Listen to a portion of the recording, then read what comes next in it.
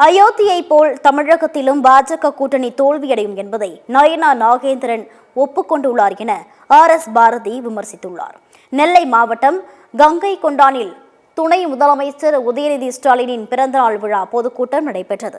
இதில் பங்கேற்று பேசிய திமுக அமைப்பு செயலாளர் பாரதி, சமீபத்திய நாடாளுமன்ற தேர்தலில் அயோத்தி தொகுதியில் பாஜக தோல்வியடைந்தது போல் தமிழகத்திலும் பாஜக கூட்டணி தோல்வியடையும் என்பதை நயனா நாகேந்திரன் ஒப்புக்கொண்டுள்ளார் என்று தெரிவித்துள்ளார்.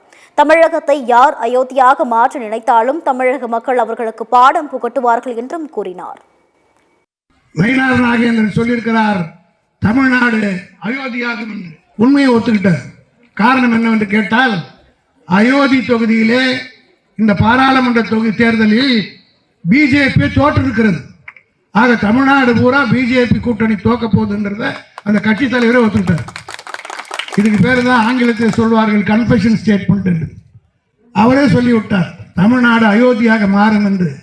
ஆக தமிழ்நாட்டை அயோத்தியாக மாற்ற வேண்டும் என்று எவன் நினைத்தாலும் தமிழ்நாட்டு மக்கள் அன்றைக்கு எப்படி அயோத்தியிலே பிஜேபிக்கு அந்த மக்கள் சாவடித்தார்களோ அதே போல தமிழ்நாட்டில் இருக்கக்கூடிய தமிழ்நாட்டு மக்கள் நிச்சயமாக பாடம் போட்டுவார்கள்.